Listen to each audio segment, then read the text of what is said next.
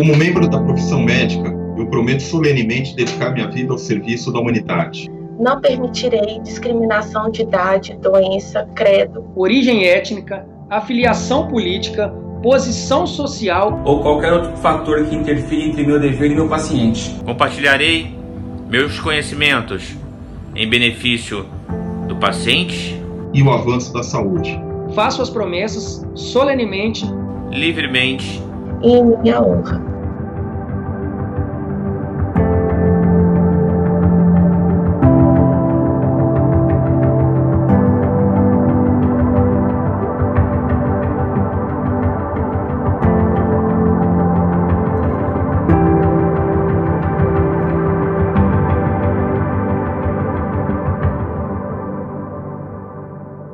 Nem todo herói usa capa, mas neste momento todos eles vestem jaleco. Pessoas que, mesmo sem superpoderes, têm o dom de curar as pessoas. Por isso, a Voada esta semana traz um perfil destes profissionais que, diariamente, se arriscam pela missão que juraram assumir em suas formações. Meu nome é Evaldo Stanislau Afonso de Araújo, sou médico infectologista há quase 30 anos. Trabalho no Hospital das Clínicas de São Paulo, trabalho em hospitais da Baixada Santista, faço controle de infecção hospitalar e atuo na coordenação de grupos de trabalho e resposta à Covid-19 na Baixada Santista e remotamente em outros lugares do Brasil. Meu nome é Aline, tenho 23 anos, sou enfermeira intensivista no hospital aqui de Manaus. Eu trabalho hoje no pronto-socorro. Meu nome é Henrique Oliveira Mazorchi. Sou natural da cidade de Muriaé, Minas Gerais, sou mineiro, e me formei na Universidade Federal do Estado do Rio de Janeiro. Já estou formado há aproximadamente 6 anos, atuei por 1 ano no município, no estado do Rio de Janeiro, na cidade, na capital, onde eu me formei, e já estou há aproximadamente 5 anos trabalhando no estado de São Paulo, no litoral paulista. Meu nome é Simone Cristina Sena Costa, eu sou mineira, formada na Faculdade de Ciências Médicas de Minas Gerais, em 2008, e sou especializada em cardiologia e trabalho com cardiologia e terapia intensiva.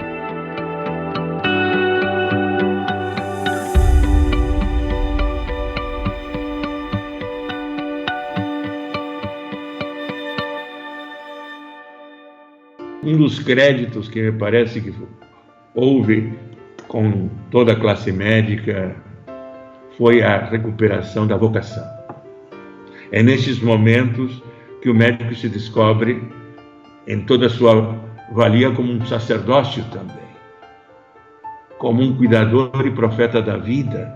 Eu diria que com Jesus, o médico divino, nós estamos abençoando a vocês. Com Jesus, o médico divino, nós estamos aprendendo de vocês. Eu diria aquilo que aconteceu no hospital de Prato, na Itália. Um bispo instituiu médicos como ministros da Santíssima Eucaristia para levar o corpo santíssimo do Senhor para os doentes. Eu confiaria plenamente também em vários médicos que eu conheço, porque amam a Jesus e estão transparecendo a Jesus. São o rosto do Cristo compassivo e misericordioso diante dos doentes, assim como as enfermeiras são o rosto de Maria Santíssima lá. O vírus que choca o mundo desde Wuhan, na China, fez as nações clamarem por uma ajuda. É da nossa natureza esperar pela intervenção de pessoas com habilidades sobre-humanas em problemas que parecem sem solução. Talvez por isso esses personagens tenham tanto sucesso entre a criançada. Mas o que antes era uma exclusividade da ficção veio para o mundo real quando nos vimos desamparados. Eu tenho uma experiência mais sênior, né? Eu sou uma pessoa um pouquinho mais velha, eu estou numa fase intermediária da minha vida profissional. Eu comecei a ter contato com a Covid através, inclusive, da imprensa, porque logo que os casos começaram a surgir na China, eu fui bastante demandado e comecei a fazer orientações, um acompanhamento, entrevistas. E logo que a gente percebeu que essa epidemia chegava perto do Brasil, também comecei a organizar a nossa resposta a Covid-19 nos locais que eu trabalho, modificando o fluxo de pronto-socorro, criando enfermarias específicas para atender pacientes com Covid, criando unidade de terapia intensiva específica para atender pacientes com Covid. Dentro do hospital, a gente não tem só os doentes do coronavírus, a gente tem vários tipos de doentes, inclusive muitos doentes graves. E o coronavírus ele tem uma letalidade muito maior com os doentes que são doentes graves. Os doentes que têm uma doença prévia, né, que tem problemas de internação, que fazem outros tratamentos. Então, se a gente não tivesse essa área tão isolada quanto a gente tem lá, a gente poderia muito bem disseminar essa doença dentro do hospital. E isso seria de uma letalidade muito maior. Isso aumentaria os nossos casos, dificultaria, isso aumentaria a nossa contaminação de equipe também. A nossa mudança foi estudar muito, né? Então, nós sentamos com a equipe multi, né, médico, fisioterapeutas, estudamos vários protocolos dos locais que já estavam cuidando há mais tempo desses pacientes com Covid e começamos a desenhar o nosso protocolo. E em cima disso mudou que a gente começou a treinar muito. Então, toda a conversa hoje é direcionada para um paciente com Covid, né? E se fosse um paciente com Covid, como nós iríamos fazer? Eu já tinha vivido situações análogas, não como o Covid, mas, por exemplo, eu vivi o começo do HIV, quando eu estava na faculdade, logo médico recém-formado também. Então, a gente viu uma preparação, uma resposta, o medo, o desconhecido. Isso se repetiu muito nos primeiros casos de Covid, né? Mas, mais ou menos, a gente já conseguiu entender e incorporar que isso é uma rotina, faz parte da nossa prática, a exemplo do que depois aconteceu com HIV. Então, foi uma curva de aprendizado. No início da pandemia, eu vou falar até a verdade, a gente não imaginava que chegaria tanto desse jeito. Talvez até mesmo como profissional a gente chegou a subestimar a doença porque parecia uma coisa que estava longe do nosso dia a dia. O hospital ele foi se preparando aos poucos, foi fazendo planos de ação, né, conforme a gradativa dessa doença para o nosso atendimento. E chegou um momento que eu trabalho no pronto-socorro, eu não tinha mais onde colocar as pessoas na minha observação.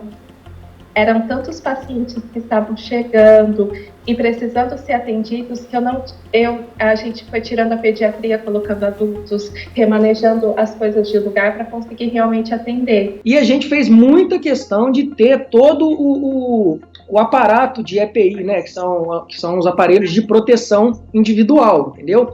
Então funciona da seguinte maneira, a gente tem uma unidade que é específica para o coronavírus. Para entrar naquela unidade, a gente entra totalmente equipado, entendeu? A gente entra com touca, máscara, viseira, óculos, quando a gente vai fazer procedimentos. A gente usa um pijama cirúrgico junto com o avental, né? Luvas, protetores de tênis, a gente entra completamente protegido. Era chegada a hora de iniciar a jornada para proteger o planeta. Desde então, diariamente, milhares deles saem de casa todos os dias para combater essa doença, ainda que nem saibam exatamente como. Tem desafios que as pessoas não imaginam. Por exemplo, falta de remédio. Mas falta de remédio porque não compram remédio? Não, porque não tem para vender. Determinados medicamentos que são necessários, eles têm uma demanda tão grande, que hoje não se encontra para comprar. Você tem o dinheiro, você precisa comprar, você tem que utilizar, mas você não encontra o remédio. Você tem o desafio do recurso humano. No hospital que eu trabalho, onde eu faço controle de infecções hospitalares e sou diretor clínico, nós já estamos indo para a 3ª unidade de terapia intensiva dedicada exclusivamente à Covid. E a gente não consegue médico, a gente não consegue fisioterapeuta, a gente não consegue técnico de enfermagem, enfermeiro maduro, com qualificação, com experiência, porque está todo mundo muito demandado. E aí, você tem, para finalizar essa resposta, o desafio do teu bem-estar físico, do teu emocional. Quer dizer, hoje as equipes todas estão trabalhando no limite, no esgotamento físico, no esgotamento mental, no esgotamento psicológico. Porque normalmente na medicina, a gente segue um padrão protocolar, né? As doenças que já são amplamente conhecidas, amplamente estudadas, a gente tem um protocolo que a gente segue, né? Então, quando a gente estuda, quando a gente forma em medicina, a gente já tem alguns protocolos que a gente aprende, a seguir aquilo para fazer o tratamento mais adequado. Só que essa doença não tem isso. É uma doença que a gente está tratando à medida que ela está acontecendo. É muito se falado em um novo pico, porque a gente teve uma redução dos nossos atendimentos. Estamos preparados, mas a gente não deseja ver isso novamente. Foi realmente dias assim de mortes atrás de mortes, no mesmo dia, em que a gente perdia centenas de pacientes, e a gente quer esperar isso novamente. O testemunho dos nossos agentes da Pastoral da Saúde, que são médicos, que são enfermeiros, que são maqueiros e também são os funcionários dos hospitais, tem contribuído a estimular e a vivenciar, digamos, esse testemunho profissional levado a termos de heroísmo.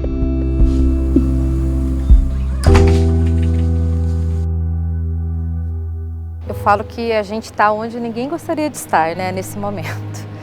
E a gente, por mais que, assim, todo esse reconhecimento é muito válido, né, eu fico muito feliz, eu, assim, vibro com cada reconhecimento que a equipe, né, recebe dos familiares, dos pacientes, da própria equipe multi, mas esse reconhecimento é nosso há muito tempo, né, eu acho que, assim, a enfermagem, a equipe de saúde, a equipe médica, todo mundo que está dentro, né, nessa linha de frente, merece todos os aplausos mesmo. Infelizmente, antes dessa pandemia, a gente talvez não tinha assim tanta visibilidade, né? Mas com o número de pessoas que foram ficando doentes, a gente chegando a perder pessoas próximas da gente, a gente viu realmente quem é essencial nesse cuidado. Eu fico muito feliz em poder trabalhar, em poder me doar. É muito gratificante ver as pessoas tendo alta, se recuperando, mas também é bem difícil quando a gente vê uma pessoa partindo. Então, esse título de herói, às vezes, se desfaz quando a gente não consegue salvar a vida de um paciente. E essa questão do médico ser caracterizado como um herói, na maioria das vezes que a gente trabalha, a gente acaba tentando fazer o nosso trabalho da melhor forma possível, sem pensar nessa questão, nesse lado, porque realmente a gente só quer salvar vidas. Os pacientes melhorando e falando com a gente, muito obrigado, isso realmente não tem preço, sabe? É importante lembrar também que nós somos heróis, mas são heróis que não estão desumanizados, porque quando a gente fala em heróis, geralmente nós nos reportamos à figura dos super-heróis que são representados em filmes, em revistas, mas ao contrário desses super-heróis, nós também temos as nossas ansiedades, nós também temos os nossos medos. Uma coisa que cansa muito é a roupa que a gente veste para poder entrar na área contaminada, né? Aquela roupa, o rosto começa, tá até marcado meu rosto agora, estou vendo aqui na câmera, de tanto tempo que a gente usa máscara, o gorro, luva, avental, capacete, o capacete começa a incomodar uma hora, comprimir a cabeça. Então isso contribui, né, para dificultar mais ainda o nosso dia. É que os heróis dos filmes não se machucam. E as incontáveis horas com o traje de combate deixam marcas físicas e emocionais. Eles não estão imunes às dores nem às más notícias. A gente procura sempre, independente da evolução do caso, dar o máximo de conforto para os pacientes e também para os familiares dos pacientes, né? Quando a gente não consegue evoluir o paciente da forma que a gente espera. Acho que é um aperto muito grande, porque quando a gente entra na faculdade, a gente é preparado para tratar pessoas. E o objetivo é a pessoa vir, eu tratar e devolver ela para a família da maneira que ela era antes. A morte, ela é devastadora, sobretudo a morte de quem está produzindo, de quem é jovem. Quer dizer, como é que eu vou explicar para uma pessoa que um dia ela está bem, no outro dia ela pega um vírus e em pouco tempo ela está morta? É muito pesado emocionalmente, porque às vezes o paciente ele dava várias idas ao hospital. Então eu conheci o paciente numa segunda-feira, ele fazia os exames de rotina e estava estável para voltar para casa. Mas no final da semana ele retornava. E olhando a clínica dele, a gente já sabia que ele ia evoluir para um tubo. É muito difícil quando a gente tem que falar para o familiar, olha, a partir de agora ele está pelos cuidados médicos, ele está pelo cuidado da enfermagem. Infelizmente, você não vai poder entrar com ele, você não vai poder estar durante o período de internação. E era muito difícil porque realmente ele poderia evoluir para um óbito. E aquele momento com a minha equipe, naquele pronto-socorro, foi o momento da despedida. A gente sabe que é tudo muito novo ainda, vocês estão descobrindo muitas coisas, mas o que na prática o senhor já aprendeu sobre esse vírus? Acho que o principal é que o vírus não escolhe muito raça, cor, se é jovem, se é idoso, se é pai de família, se não é, se tem comorbidade ou não tem comorbidade. A gente atendeu pessoas jovens aqui, que inicialmente não teriam nenhuma predisposição a nada. E foram entubadas, ficaram em ventilação mecânica, depois foi traqueostomizada e depois recebeu pré-alta, depois dos 30 dias do hospital. Só que a pessoa, você olhava antes, era uma pessoa normal, igual você aí, Guilherme, igual eu aqui, não tinha diabetes, não tinha pressão alta, era atleta. Nós tínhamos como prática o uso da máscara, por exemplo, apenas em situações de assistência ao paciente. Diante do paciente, a gente usava a máscara. O que nós aprendemos é que no ambiente hospitalar, o contágio ele se dá com alguma facilidade. Então, por exemplo, as nossas práticas, as nossas rotinas se modificaram. Então, isso foi um aprendizado. A prevenção é outro aprendizado, além da prevenção intra-hospitalar, quer dizer, a gente está começando a lidar em larga escala com essas medidas de população, o distanciamento social, algumas regiões do Brasil que adotaram o lockdown. Isso é um aprendizado novo também, sem dúvida nenhuma.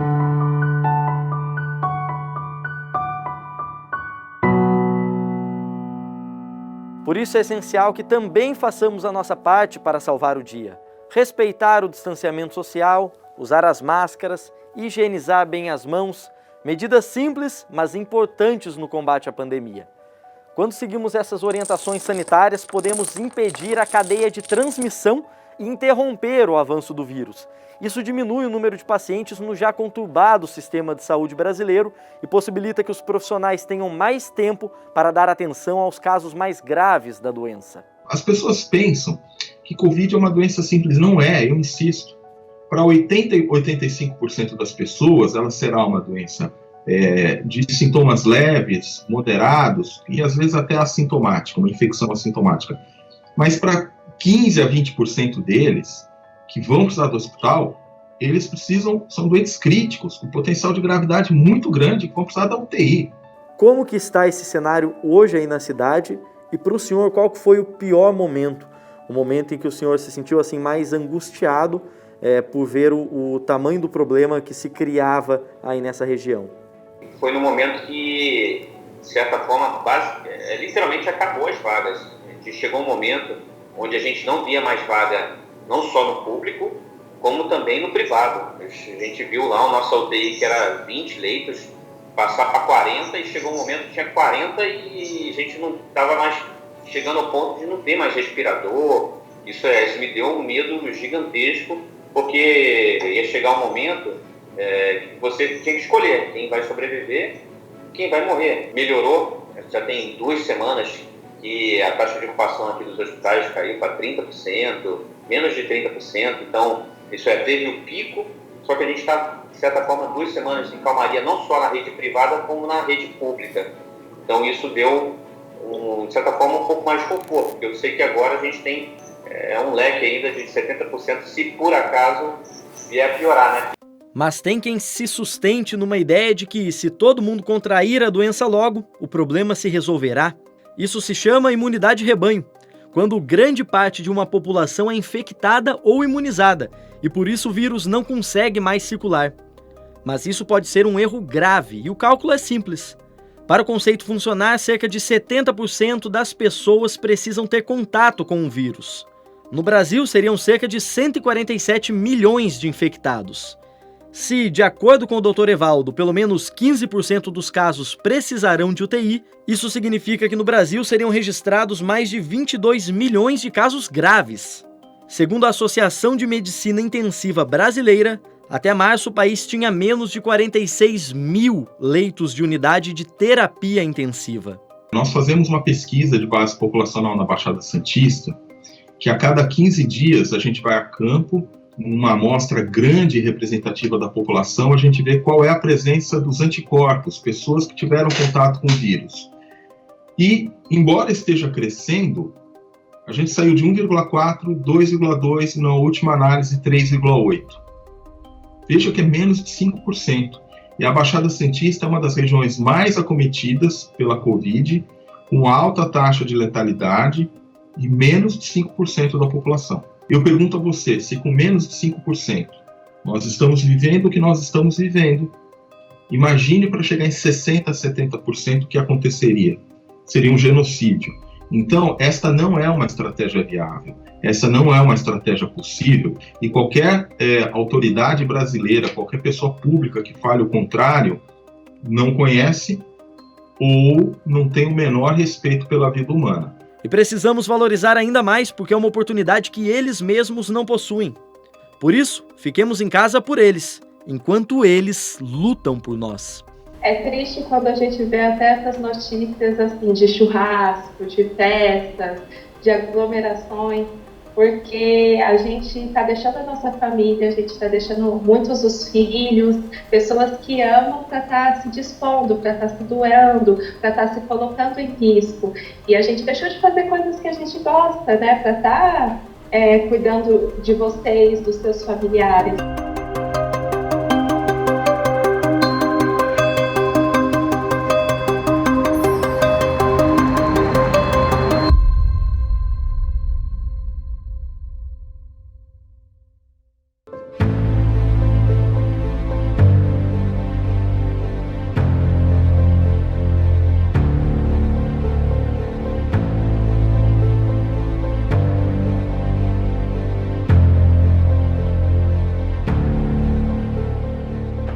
Mesmo treinados para situações de conflitos, talvez nenhum militar brasileiro tenha imaginado ir ao fronte de uma batalha tão incomum, uma guerra diante de um inimigo invisível. No Hospital Militar Geral de São Paulo, foram realizadas algumas medidas para frente ao enfrentamento à pandemia pelo coronavírus. Então, inicialmente, realizamos várias instruções a respeito de paramentação, desparamentação, né, de todos os servidores, preocupação em relação à parte de aquisição de materiais e equipamentos e o aumento, ampliação do número de leitos. Foram realizados vários protocolos específicos justamente para o enfrentamento ao Covid, porque ele é um paciente diferente, né, do que nós estamos acostumados, ele tem suas particularidades em relação as disfunções orgânicas que ele possa ter, né, as disfunções principalmente renais e pulmonares. Então foram criados vários protocolos, a equipe tem se esforçado bastante, tem justamente se atualizado, né, porque justamente a todo tempo, a todo momento chegam novas propostas de intervenções, de terapêutica, de fármacos. Então a equipe todos do hospital têm se empenhado muito em justamente estarem sempre se atualizando frente a essas novas medidas que, porventura, possam trazer algum tipo de benefício para o paciente. A gente iniciou com diversos treinamentos, com todos os profissionais ligados à área, direta e indiretamente, para que eles pudessem, na verdade, lidar com isso da melhor maneira possível.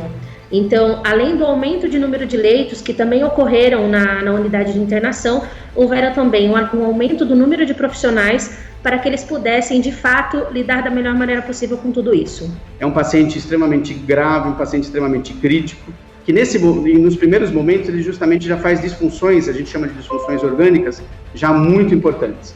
Então, é um paciente que precisa de terapia suplementar de oxigênio, não obstante, às vezes o paciente precisa ser submetido a procedimentos invasivos, passagens de catéteres, a intubação.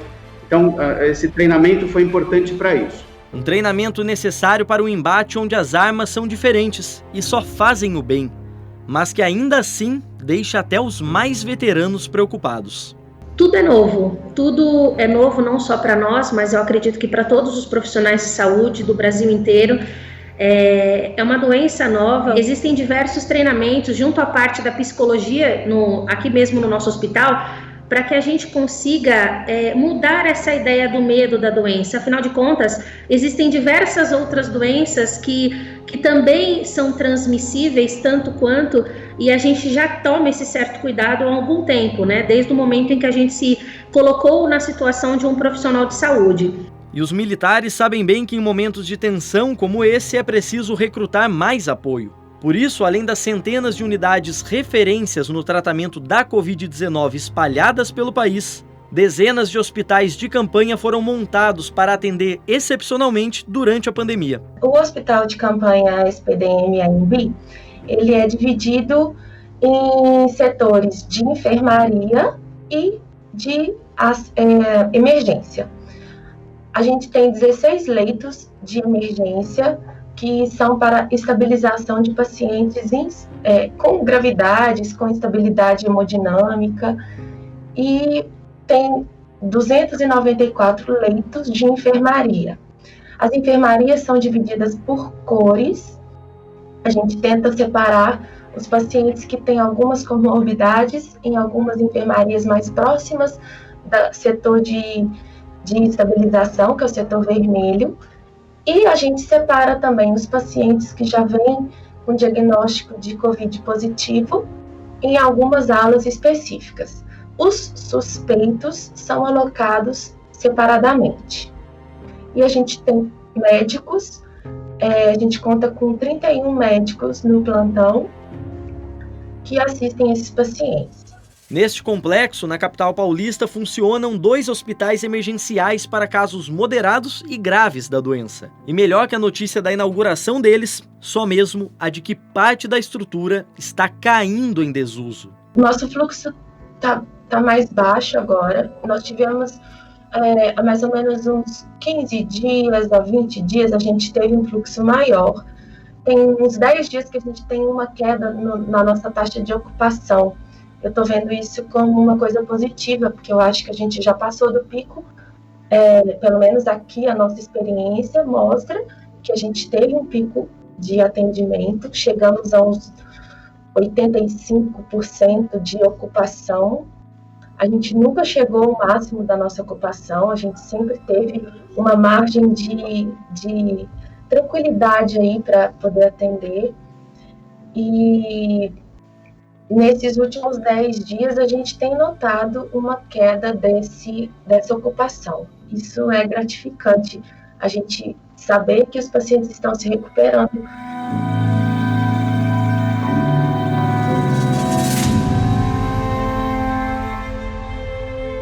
Quem também inspira cuidados especiais e por isso viu inaugurações de novas estruturas acontecerem são os povos indígenas. Em Manaus, por exemplo, foi inaugurada a primeira ala hospitalar exclusiva para o tratamento dos casos de coronavírus entre essa população. A CESAI, como nós colocamos, ela atende, ela tem as suas competências voltadas para a atenção primária e não para a atenção hospitalar. No entanto, em função da pandemia, a CESAI tem feito um trabalho muito intenso aqui no âmbito do Ministério da Saúde, de articulação com os estados e municípios para a garantia da atenção hospitalar para os indígenas aldeados que necessitem, porventura, de internação. Então, essa iniciativa, ela foi recentemente colocada em prática no município de Manaus, com a inauguração de ala específica para o atendimento à Covid da população indígena, e isso também já está sendo articulado para que isso seja implementado em outros estados brasileiros. Antes mesmo da declaração da OMS de emergência, né, de pandemia, assim que nós tomamos conhecimento da circulação do vírus no mundo, nós já começamos a instituir algumas ações internas com a equipe, porque considerando exatamente aqueles aspectos que a gente já conhece do dia a dia da saúde indígena, a localidade das comunidades, né, o perfil epidemiológico dessa população, né, e todas as dificuldades que a gente encontra nesse período. Então nós já começamos desde o final de janeiro a organizar algumas ações planos de contingência e começar a planejar como que a gente faria ações para mitigar o contágio das comunidades indígenas, bem como fazer toda a questão da atenção aos povos indígenas. Uma medida extremamente importante, porque muitas vezes esses pacientes sequer possuem contato com outros vírus comuns entre nós, como o da gripe. Por isso, entre eles, o isolamento precisa acontecer até no atendimento médico. Em 1999, foi instituído o subsistema de atenção à saúde indígena, que nós chamamos hoje de SASE-SUS, que é um subsistema integrante do Sistema Único de Saúde, do SUS. São mais de 300 povos indígenas, são mais de 300 línguas. Nós atendemos hoje mais de 700 mil indígenas aldeados no Brasil, que estão em mais de 5 mil aldeias da abrangência desses 34 distritos sanitários especiais indígenas, considerando todos os aspectos, né, que essa população tem, desde a cultura, desde as suas características étnicas, da localização dessas aldeias em localidades muitas vezes de difícil acesso, distantes dos centros urbanos, distantes das grandes cidades, e por conta também do perfil epidemiológico, das vulnerabilidades que essa população se encontrava. Então foi instituído esse subsistema. E a CESAI, ela é responsável, então, por levar a atenção primária até essas aldeias. Nós temos os indígenas aldeados, onde a CESAI, através da sua autoridade sanitária local, que é os distritos sanitários, faz a atenção primária, como a gente já disse aqui, certo? No nível de aldeia, por intermédio das nossas equipes multiprofissionais de saúde indígena, nos nossos polos bases e nas nossas unidades básicas de saúde indígena, que são aparelhos da atenção primária. E, paralelamente a isso, o indígena necessitando de atendimentos de média e alta complexidade, ele entra na regulação do Sistema Único de Saúde. A população indígena, Guilherme, tem sido, de maneira geral, muito consciente e está nos ajudando muito, uma vez que as recomendações da CESAI é de que os indígenas permaneçam em suas aldeias, evitem se dirigir aos centros urbanos onde existe a circulação do vírus. Então, a população indígena está dando um show nesse momento. E enquanto não se encontra uma substância capaz de combater o vírus, o melhor remédio para amenizar os impactos causados por ele é a empatia. Em meio a essa imagem de heroísmo, de superpoderes dos médicos, são justamente as atitudes mais humanas que mais marcam os pacientes. A equipe de humanização ela já passava de quarto em quarto para falar com todos os pacientes e acompanhantes que tinham, né? Então, uma das funções da humanização é estar conversando com as pessoas, vendo como que é o atendimento, como que a gente pode melhorar dentro do hospital, né? E dando também um carinho, um afago para que as pessoas possam ter voz e vez, né? Então, quando chegou a pandemia, começaram a chegar alguns protocolos sobre visitas virtuais e assim por diante. A Amanda trouxe, a psicóloga nossa, trouxe essa informação. E as pessoas não sabem que humanização é uma política preconizada pelo Sistema Único de Saúde. E essa política prevê, como uma das suas diretrizes principais, a presença do familiar no processo de saúde e doença desse paciente. E aí a Santa Casa teve essa ideia de como está nesse setor de Covid, que é um setor que não pode receber visitas. A gente fez isso, né, de proporcionar, então, essa conversa, esse momento com o familiar por meio de tablets. As videochamadas é algo muito importante hoje, é muito importante também para a vida hospitalar, né? Porque o acompanhante, né, a família dentro do hospital tem muita importância, tá?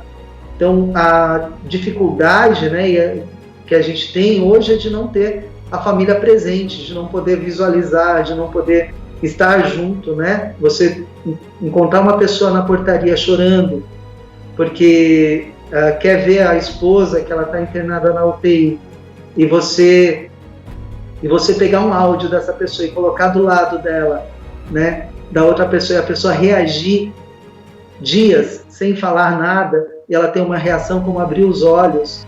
Tinha uma mãe que ela teve o bebê e ela teve suspeita do Covid. E ela conheceu o bebê dela pela videochamada. Só para a gente exemplificar como que é importante esse trabalho, né? Tem outros casos em que a família está se reconciliando, né? Pessoas, né, eles ligam aqui falando que querem uma videochamada com as pessoas que são os entes queridos delas, e a gente faz uma videochamada e anos essas pessoas não se conversavam. O familiar ele não pode vir até a UTI, né? Então o paciente está internado por risco de transmissão justamente da doença para outras pessoas. Esse paciente não recebe visita dos familiares. Então isso foi um grande desafio para a gente no início, né? Então inicialmente conseguimos iniciar as visitas dos boletins médicos de uma forma telefônica. Então ligávamos justamente para os familiares, estabelecíamos um laço, né, um laço importante, elegíamos uma pessoa responsável para receber aquele boletim médico e passamos diariamente o boletim médico para esse familiar. Mas nós percebemos que isso não era ainda o melhor para aquele paciente, né? Então criamos justamente o protocolo das visitas virtuais. Nos possibilitou justamente mostrar para a família tudo aquilo que estava sendo realizado. E, de certa forma, tranquilizou também o familiar e também os pacientes, né? Porque a gente não está tratando só o paciente que está internado, tem os familiares atrás também, justamente desse paciente, que estão ansiosos, sabem da gravidade, estão vendo nos meios nas mídias, né, a dificuldade de recuperação desses pacientes. Então, esse ponto de equilíbrio do boletim médico telefônico e das visitas virtuais foi muito importante para o nosso atendimento. Foi um ponto de equilíbrio bem interessante para a gente aqui. O confinamento, o isolamento, ele traz muita ansiedade para as pessoas. E conversar com um postinho familiar, nem que seja pela tela do celular, que é a forma que a gente tem que se adaptar hoje em dia, traz esse conforto, diminui essa ansiedade, faz com que a pessoa se recupere mais rápido, faz com que a pessoa veja como é que está o andamento em casa e pegue uma força por parte dessa família, né? Então dá forças para a pessoa continuar. A gente tem visto nas nossas experiências muitos casos de pessoas que só melhoraram depois disso.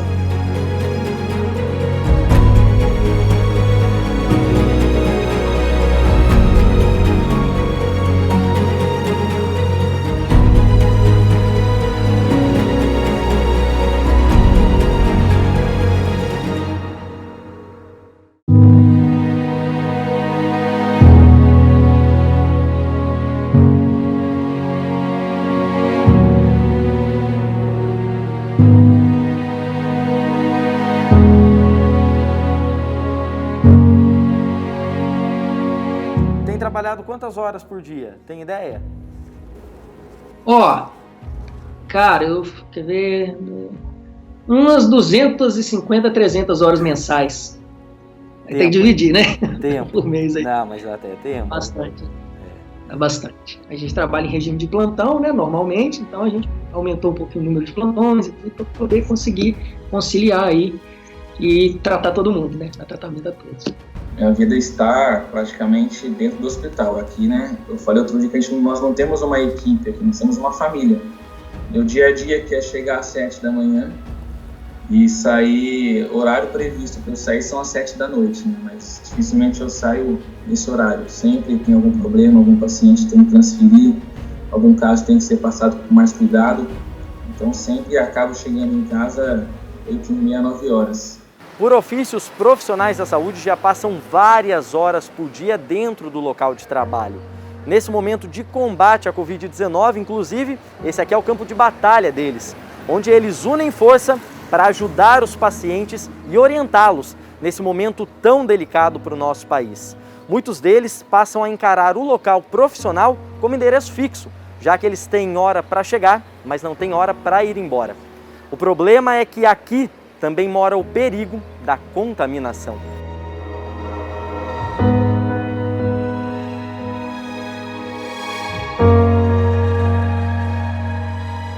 Hoje, um dos maiores sentimentos que aflige é o medo, né? Cada dia que termina, você fala, mais um dia, mais uma semana e tá tudo bem. É tudo muito novo, né? Você trabalhar diante de uma complicação dessa, um vírus desse, que você sabe que não tem cura e que é altamente transmissível, é assustador. Enquanto nos protegem com o escudo do seu trabalho, eles mesmos acabam ficando vulneráveis ao inimigo.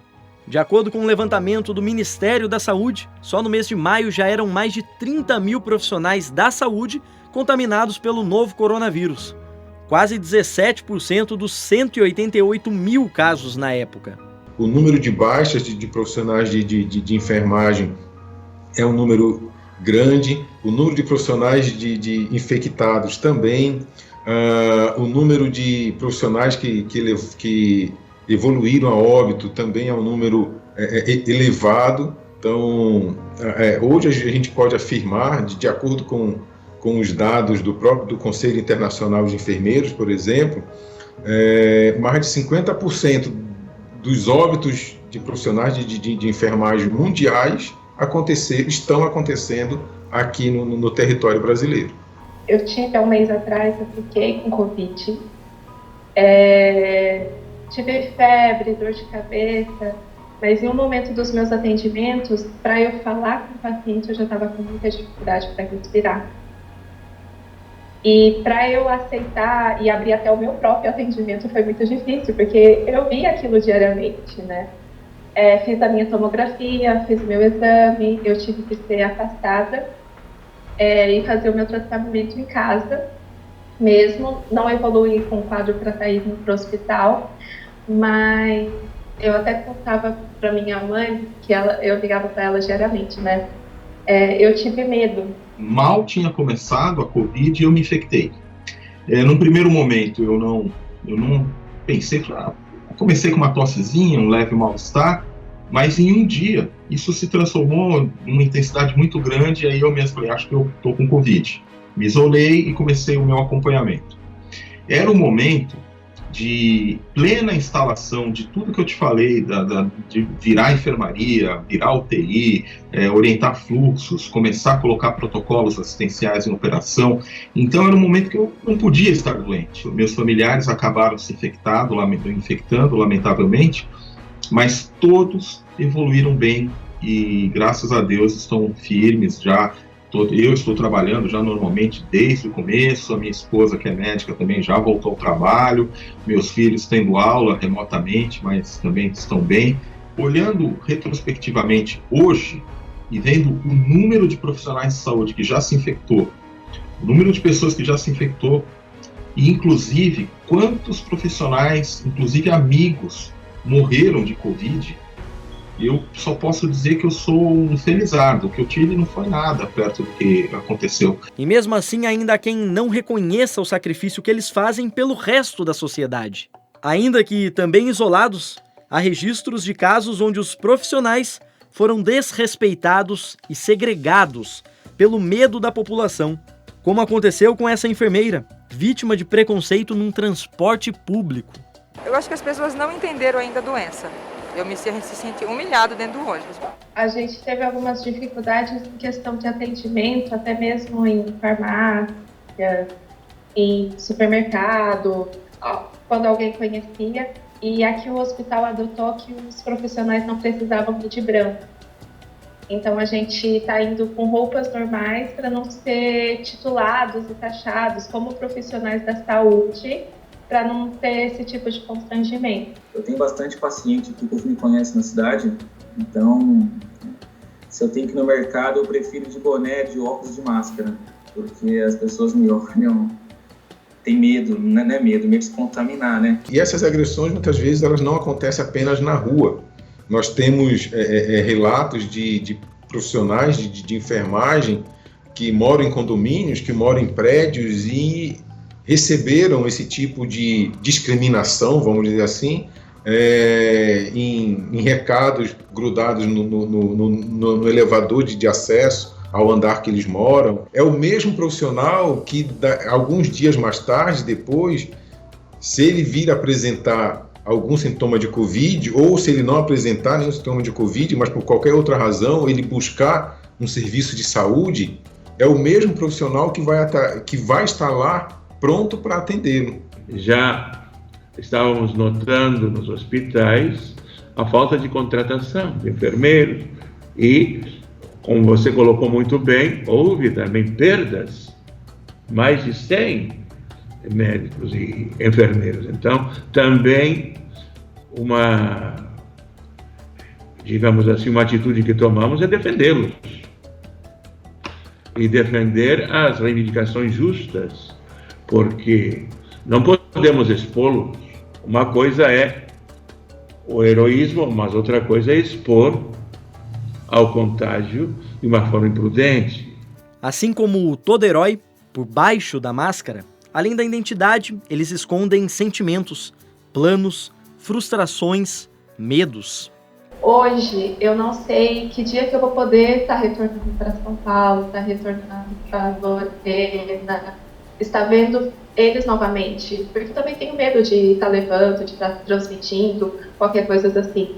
Mas eu sei que eu vou voltar a vê-los e muitos não vão poder mais ter essa oportunidade. Receber a família, né, os amigos, pai, mãe, mais próximos, amigos, a casa cheia de novo, né? Antes da pandemia, eu visitava a minha família, que mora em Belo Horizonte, mensalmente. Eu visitava meus pais, minha avó, meu sobrinho. E com a pandemia, eu não os vejo pessoalmente desde março. E isso no início foi bem difícil, mas assim, em momento algum houve dúvida em relação a essa questão de não encontrar com eles, porque a única coisa que eu queria era proteger a minha família. Além de continuar trabalhando. Neste cenário, a maioria desses nossos personagens precisaram se afastar das suas famílias neste momento de quarentena, seja se exilando dentro da mesma casa ou então procurando abrigo em outros lugares. Sem poder bater a porta deles para poder manter um contato, para poder fazer uma visita, a única forma de conversar, de estar perto, é através dessa janelinha na tela do celular ou do computador. É isso mesmo, Juan? A tecnologia tem sido a principal aliada de vocês, profissionais da saúde, nesse momento, para ter algum contato com a família? Graças a Deus que existe tecnologia, né? Para a gente poder matar um pouco da saudade. Desde quando começou essa pandemia, imediatamente eu já me isolei da minha família, minha esposa, meu filho, eles foram para casa do pai dela, do meu sogro no caso, e desde então a comunicação nossa são todos os dias, várias vezes no dia, né? Tudo por FaceTime, né? Tudo chamado videoconferência.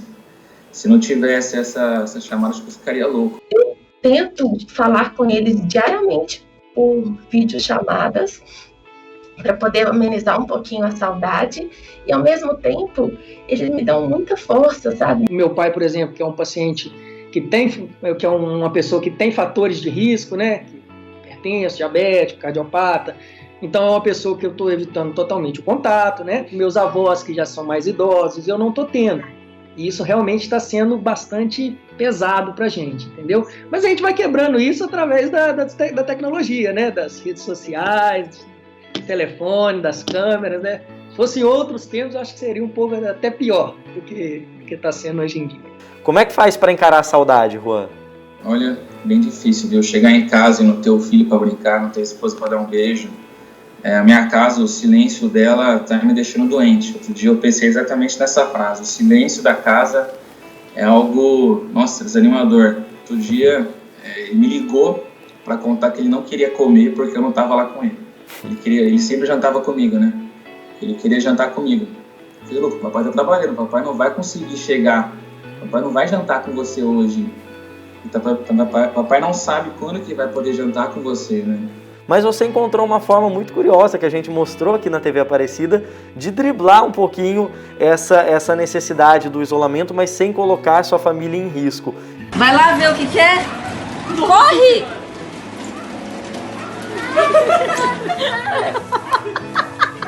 Eu não quero! Eu não quero! Ah, é o papai!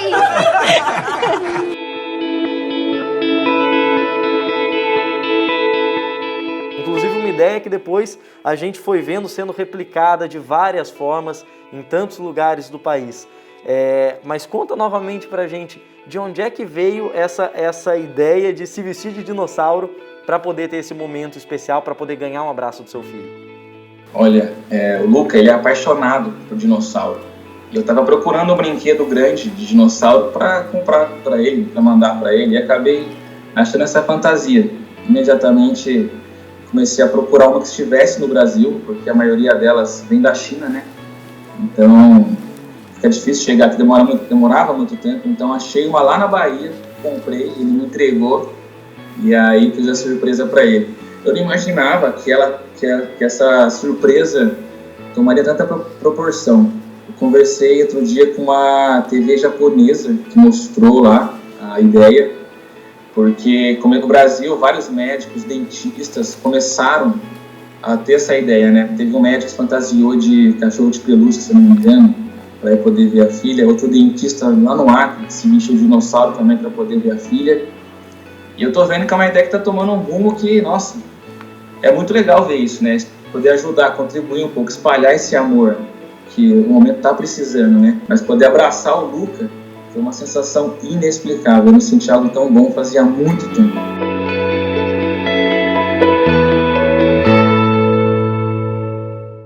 E mesmo com todos os riscos e perigos, médicos, enfermeiros, técnicos e tantos outros profissionais continuam lá, na linha de frente. Porque se a saudade da família é o ponto fraco deles, a alegria de ver um recuperado voltando para casa é o que os fortalece. A medicina é uma missão, em todos os sentidos, entendeu? Então a gente tem que entender. O momento exigiu da gente. É indescritível quando você vê um paciente que passou por um momento desse, tenso, que ficou muitas vezes internado 15, 20 dias com a gente, onde você várias vezes pensou que aquele paciente não fosse conseguir resistir ao Covid e ele consegue receber alta. Então, essa vitória é uma recompensa que não tem palavras assim para poder descrever esse momento. Não é só um médico, não é só um enfermeiro, mas é toda uma equipe, né? Que atua direta e a equipe também que atua indiretamente para que a gente tenha sucesso justamente no cuidado desse paciente. E assim cada um deles segue nessa luta, sem conseguir voar, mas se deslocando de um hospital a outro para ajudar mais pacientes. Sem o poder da ultravelocidade, mas com agilidade na tomada de decisões capaz de salvar vidas. Sem a força para erguer carros, mas com a resistência que o mantém de pé por quantas horas for necessário. Hoje a gente adota medidas que já deveríamos ter antes, né? Se você está doente, fique na sua casa, higienização das mãos, o contato assim, com pessoas de mais de idade, ter mais cuidado, tudo isso sempre foi falado e priorizado tanto na nossa categoria também da enfermagem, mas nunca foi valorizado. E não é só por amor à profissão, né? Eu acho que é por amor ao próximo mesmo, é gostar daquilo que faz e é fazer com amor, altruísmo, porque hoje eu venho trabalhar, mas eu não sei se hoje eu não vou me contaminar. Então eu acredito que a maior lição é de cuidar de si mesmo, né? Cada um cuidar mais de si e também de ter um olhar de amor mesmo pelo outro, porque esse ato, né, essa questão da gente manter o distanciamento, a quarentena mesmo em si, ela já nos mostra, né, todo esse distanciamento mostra não algo para repudiar outro, mas um gesto de amor. É um leque de atitudes, mas fundamentalmente um grande amor para eles, que não pode faltar. Eu digo, um amor reverente de admiração, porque são nossos anjos hoje. Até lá, continuamos juntos, pacientes, aguardando pelo último ato, pelo grande triunfo, pelo dia em que esses profissionais poderão voltar para casa com a missão cumprida. Enquanto ele não chega, nos resta retribuir com aplausos aqueles que nos permitiram acreditar novamente em heróis.